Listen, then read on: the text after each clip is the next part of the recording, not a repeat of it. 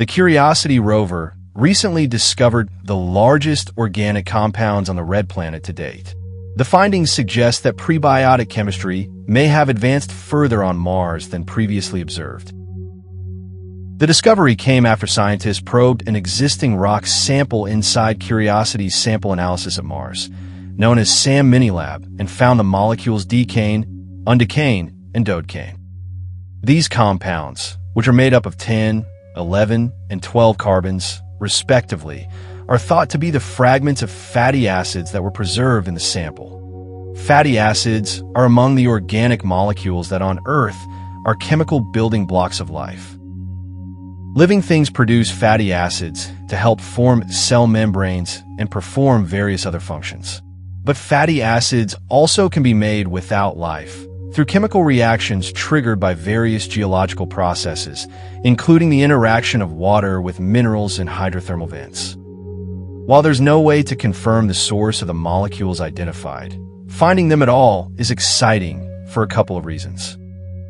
Scientists had previously discovered small, simple organic molecules on Mars, but finding these larger compounds provides the first evidence that organic chemistry advanced toward the kind of complexity required for an origin of life on Mars. The new study also increases the chances that large organic molecules that can be made only in the presence of life, known as biosignatures, could be preserved on Mars, diminishing concerns that these compounds get destroyed after tens of millions of years of exposure to intense radiation and oxidation.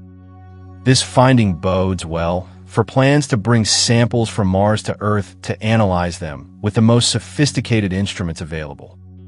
In 2015, scientists conclusively identified Martian organic molecules in the same sample that was used for the current study. Nicknamed Cumberland, the sample has been analyzed many times with SAM using different techniques. Curiosity drilled the Cumberland sample in May 2013 from an area in Gale Crater called Yellowknife Bay.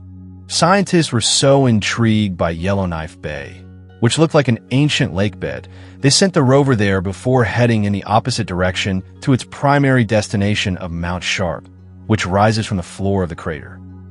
The detour was worth it. Cumberland turns out to be jam-packed with tantalizing chemical clues to Gale Crater's 3.7 billion year past. Scientists have previously found the sample to be rich in clay minerals which form in water. It has abundant sulfur, which can help preserve organic molecules.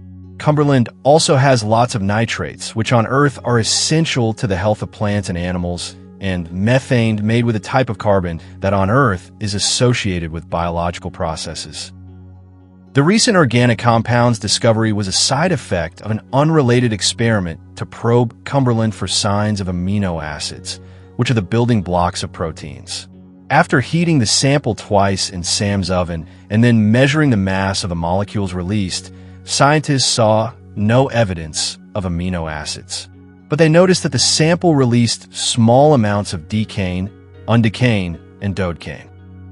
Because these compounds could have broken off from larger molecules during heating, scientists worked backward to figure out what structures they may have come from. They hypothesized these molecules were remnants of the fatty acids undecanoic acid, dodecanoic acid, and tridecanoic acid, respectively. The scientists then tested their prediction in the lab, mixing undecanoic acid into a Mars-like clay and conducting a SAM-like experiment. After being heated, the undecanoic acid released decane, as predicted. The researchers then referenced experiments already published by other scientists to show that the undecane could have broken off from dodecanoic acid and dodecane from tridecanoic acid. The researchers found an additional intriguing detail in their study related to the number of carbon atoms that make up the presumed fatty acids in the sample. The backbone of each fatty acid is a long straight chain of 11 to 13 carbons, depending on the molecule. Notably, non-biological processes typically make shorter fatty acids with less than 12 carbons. It's possible that the Cumberland sample has longer chain fatty acids, but SAM is not optimized to detect longer chains. Ultimately, there's a limit to how much can be inferred from molecule hunting instruments that can be sent to Mars. That's why NASA is trying to bring Mars samples home in the future to settle the debate about life on Mars.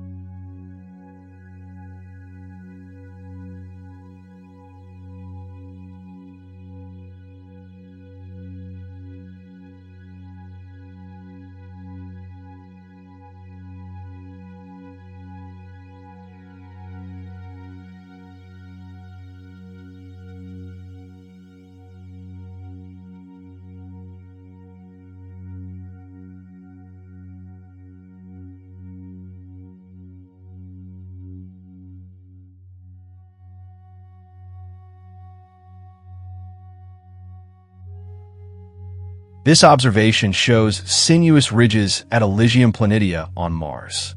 A sinuous ridge is a thin and meandering formation that gives the appearance of a stream channel, but stays raised above the surface rather than incised into it.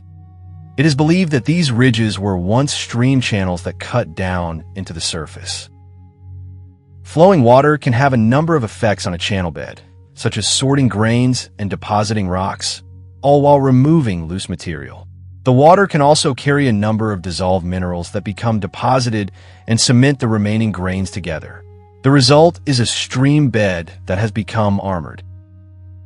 Once the stream stops flowing and dries up, this armored layer can resist future erosion. Over the millions of years that follow, forces such as wind can gradually remove the original material of the surrounding terrain, but the stream bed can remain. Examining the characteristics of the ridge can reveal clues about the amount of water and the flow speed that existed long ago.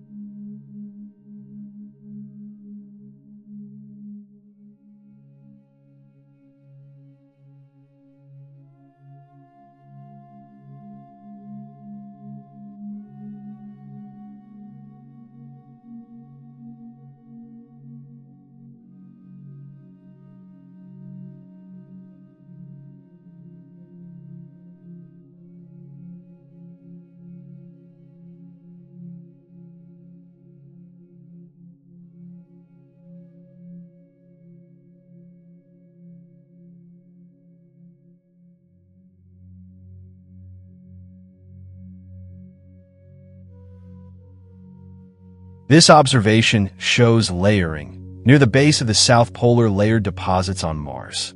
Radar observations of these deposits and their northern counterparts show that they are rich in water ice.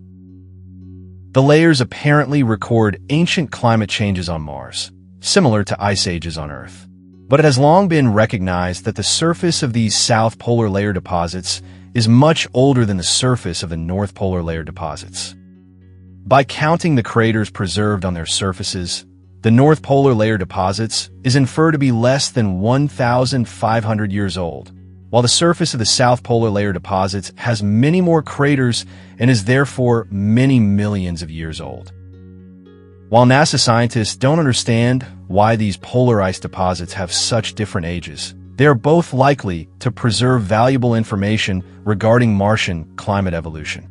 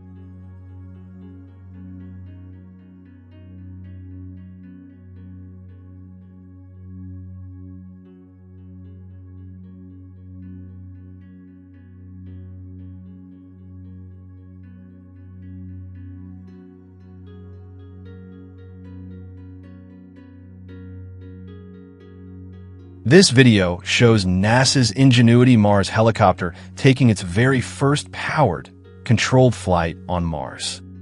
The autonomous helicopter operated on Mars from 2021 to 2024 as part of NASA's Mars 2020 mission and made its first flight on April 19, 2021. The helicopter demonstrated that flight is possible in the extremely thin atmosphere of Mars and became the first aircraft to conduct a powered and controlled extraterrestrial flight. Originally intended to make only 5 flights, Ingenuity exceeded expectations and completed 72 flights over the course of nearly 3 years. In this operational role, Ingenuity scouted areas of interest for the Perseverance rover, improved navigational techniques, and explored the limits of its flight envelope. On January 18, 2024, the rotor blades of the helicopter were broken during landing on Flight 72, permanently grounding the helicopter. NASA then announced the end of the mission 1 week later.